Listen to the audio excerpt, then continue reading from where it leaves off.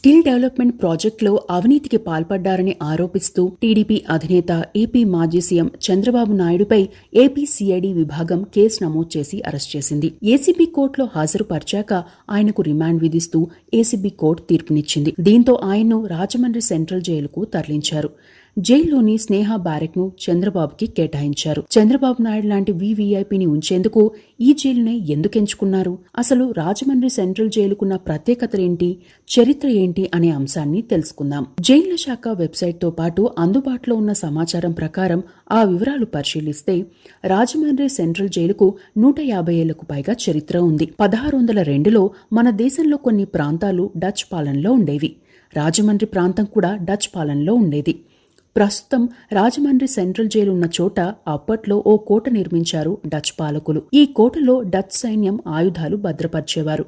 అప్పట్లో ఆయుధాలు భద్రపరిచేందుకు 3 ప్రత్యేక గదులను ఏర్పాటు చేశారు. 10 అడుగుల వెడల్పు, 10 అడుగుల పొడవు, 10 అడుగుల ఎత్తు ఉండేలా 3 గదులను ఏర్పాటు చేశారు. ఆ గదులకు వెళ్లేందుకు ప్రత్యేకమైన సొరంగం లాంటి రంధ్రాన్ని కూడా రహస్యంగా ఏర్పాటు చేశారు. పలుమార్లు డచ్ సైన్యం ఆకస్మిక దాడులను ఎదుర్కోవాల్సి వచ్చిన సమయంలో ఆ రంధ్రం గుండా వెళ్లి ఆయుధాలు తెచ్చుకునేవారు. ఇక మొదటి స్వాతంత్ర సంగ్రామం జరిగాక అంటే 1857లో సిపాయిల తిరుగుబాటు తరువాత ఈ ప్రాంతం కూడా బ్రిటిష్ వారి పాలనలోకి వచ్చింది. బ్రిటిష్ వారి హయాంలో దీన్ని జైలుగా మార్చారు. అంటే డచ్ వారు కోట కట్టిన 262 సంవత్సరాల తరువాత బ్రిటిష్ వారి హయాంలో 1864లో జైలుగా మారింది. తొలినాళ్లలో తాత్కాలిక జైలుగా వినియోగించారు. 1870లో పూర్తి స్థాయి కేంద్ర కారాగారంగా తీర్చిదిద్దారు. ఈ జైలు ప్రాంగణం మొత్తం 196 ఎకరాల్లో విస్తరించి ఉంటుంది. అందులో 37.24 ఎకరాల్లో భవనాలున్నాయి. మిగిలిన 152.76 ఎకరాల్లో కొంత ఖాళీ స్థలం ఉండగా కొంత భూమిలో పండ్లు, కూరగాయలు పెంచుతారు. డచ్ పాలకులు అప్పట్లో నిర్మించిన భవనాల్లో కొన్ని నేటికి ఉన్నాయి. కొన్నిటిని పూర్తిగా రెనోవేషన్ చేయగా మరికొన్నిటిని కొత్తగా కట్టారు. చారిత్రక సాక్ష్యాల కోసం 2A, 2B బ్లాక్లోని కొన్ని భవనాలను ఇంకా ఉంచారు. ఇక డచ్ వారు నిర్మించిన 3 గదుల్లో ఒక గది ప్రస్తుతం ఉన్న రాజమండ్రి సెంట్రల్ జైల్లోనే ఉండగా మరొక గది Rajahmundry municipal office west gate opposite లో ఉంది.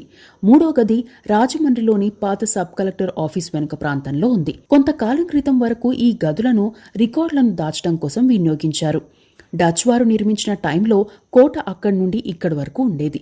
అప్పట్లో ఈ కోటలో గజలక్ష్మి ఆలయం ఉండేదని చెబుతారు. పాత డిఐజీ కార్యాలయంలో అప్పట్లో ఏర్పాటు చేసిన శిలాఫలకంలో ఉండేదని చెబుతారు. ఇక్కడ పూజలు అందుకునే లక్ష్మీదేవి విగ్రహానికి 2 వైపులా ఏనుగులుండేవని, అందుకే గజలక్ష్మి అనే పేరు వచ్చిందని కూడా చెబుతారు. గజపతుల కాలంలో 2 వైపులా ఏనుగులు ఉండే చిహ్నం వినియోగించేవారని, గజపతుల కాలం టైంలో ఇక్కడ ఆలయం ఉండేదని చెబుతారు. డచ్ వారు ఆ ప్రాంతాన్ని ఆక్రమించకముందు గోదావరి నదిలో కలిసేలా ఒక చిన్న నదీపాయ ఉండేదని చెబుతారు. కాలక్రమంలో అది పూడిపోయిందని కూడా చెబుతారు. ఇక స్వాతంత్ర పోరాటంలో ఎందరో స్వాతంత్ర సమరయోధులను అరెస్ట్ చేసి ఈ జైల్లో ఉంచేవారు. అప్పట్లో ఆయుధాలతో పోరాడే కొందరిపై తీవ్రవాదులుగా ముద్ర వేసి తీహార్, కాలాపాని, అండమాన్ జైలుకు తరలించేవారు. తమిళనాడు నుండి కూడా ఖైదీలను తీసుకొచ్చి ఇక్కడ శిక్షలు అమలు చేసేవారని చెబుతారు. ఇక స్వాతంత్రం వచ్చాక కొన్ని మరమ్మతులు చేసి కేంద్ర కారాగారంగా వినియోగిస్తున్నారు. ఈ జైల్లో రిమాండ్ ఖైదీలతో పాటు జీవిత ఖైదు ఎదుర్కొంటున్న ఖైదీలను, కరుడుగట్టిన నేరస్తులను కూడా ఈ జైల్లోనే ఉంచుతారు. ఈ జైల్లో చిన్న పెద్ద బ్లాకులు మొత్తం 11 ఉంటాయి. ఒక్కో బ్లాక్లో కనీసం 6 చొప్పున మొత్తం 52 గదులు ఈ జైల్లో ఉన్నాయి. ఇక చంద్రబాబును ప్రస్తుతం ఉంచిన స్నేహ బ్లాక్లో 13 గదులు ఉన్నాయి. 26 కోట్ల రూపాయలతో 13వ ఆర్థిక సంఘ నిధులతో ఈ జైలుకు వంటగది, 100 పడకల గది ఆసుపత్రి, వర్క్ షాప్ నిర్మించారు. 9వ బ్లాక్ని 1956లో మహిళా ఖైదీల కోసం మొదటిసారిగా కేటాయించారు. మొత్తం జైలు చుట్టూ 18 అడుగుల గోడ ఉంటుంది. 3 ఫీట్ల హైటెన్షన్ లైన్ ఉంటుంది. మొత్తం 5 టవర్ల ద్వారా 24 గంటల పాటు పర్యవేక్షణ ఉంటుంది. ఇక చంద్రబాబు నాయుడుకి స్కిల్ డెవలప్మెంట్ స్కామ్ ఆరోపణల కేసులో ఏసీబీ న్యాయస్థానం రిమాండ్ విధించడంతో ఏపీ ప్రభుత్వం చంద్రబాబును రాజమండ్రి జైలుకు తరలించాలని నిర్ణయించింది. ఇందుకోసం స్నేహ బ్లాక్లో ఉన్న ఖైదీలను వేరే బారక్లోకి మార్పించి ఈ బారక్ మొత్తం చంద్రబాబుకే కేటాయించినట్టు చెబుతున్నారు. అందులో ఒక గదిని అత్యంత సౌకర్యవంతంగా తయారు చేసి చంద్రబాబుకు కేటాయించారని తెలుస్తోంది. గదిలో ఫ్యాన్, సేద తీరేందుకు సౌకర్యమైన బెడ్, న్యూస్ పేపర్, ఏసీ కూడా ఏర్పాటు చేసినట్లు సమాచారం. అయితే టీవీ మాత్రం అందరితో కలిసి కామన్ ఏరియాలో చూడాల్సిందేనని చెబుతున్నారు. ఈ జైల్లో మొత్తం 1200 వరకు ఖైదీలను ఉంచే సామర్థ్యం ఉంది. అయితే వివిధ కారణాలతో 1500 మంది వరకు ఖైదీలను ఉంచాల్సి వస్తోంది. నార్మల్ ఖైదీలు, రిమాండ్ ఖైదీలు, సివిల్ డిటైన్యూ ఖైదీలు కూడా ఉంటారు. ఇక ఉమ్మడి జిల్లాల వారీగా తూర్పు గోదావరి, పశ్చిమ గోదావరి, గుంటూరు, కృష్ణా జిల్లాలకు చెందిన జీవిత ఖైదు పడిన ఖైదీలను కూడా ఇక్కడే ఉంచుతారు. ఇక ఈ జైల్లో శిక్షలకు సంబంధించిన చరిత్ర విషయానికి వస్తే 1977కు ముందు ఈ జైల్లో ఉరిశిక్ష కూడా అమలు చేసేవారు. 2 తెలుగు రాష్ట్రాల్లో 7 సెంట్రల్ జైళ్లు ఉన్నాయి. అవి విశాఖపట్నం, రాజమహేంద్రవరం, కడప, నెల్లూరు, తెలంగాణలోని వరంగల్, చర్లపల్లి, చెంచల్గూడ జైళ్లు. అయితే వీటిలో ఉరిశిక్ష అమలు చేసేందుకు ఏర్పాటు చేసే కంబం ఒక్క రాజమండ్రి జైల్లోనే ఉంది. గతంలో బ్రిటిష్ వారి కాలం నుండి ఈ కంబం ఉన్నా కొంతకాలం క్రితం ఆధునీకరించారు. సెంట్రల్ జైల్లో నూతనంగా భవనాలు నిర్మించిన సమయంలోనే ఆధునికమైన ఉరికంబంను కూడా నిర్మించారు. ప్రస్తుతం ఉరిశిక్ష పడిన చాలా మందికి జీవిత ఖైదుగా క్షమాభిక్ష లభించిన నేపథ్యంలో 1976లోనే చివరిసారిగా ఈ జైల్లో ఉరిశిక్ష అమలు చేశారు. 1976లో నంబి కృష్ణప్ప అనే ఖైదీని ఉరివేశారు. భార్యా పిల్లలు హత్య కేసులో నిందితుడైన ఈ ఖైదీని ఉరితీశారు. ఇతడిని చివరి కోరిక ఏంటని అడిగితే లడ్డూ తినాలని ఉందని అడిగాడని, జైలు అధికారులు అతడి కోరిక తీర్చాడని చెబుతారు. ఆ తర్వాత ఉరితీశారు. ఈ సెంట్రల్ జైలులో అదే ఆఖరి ఉరి అని చెప్పవచ్చు.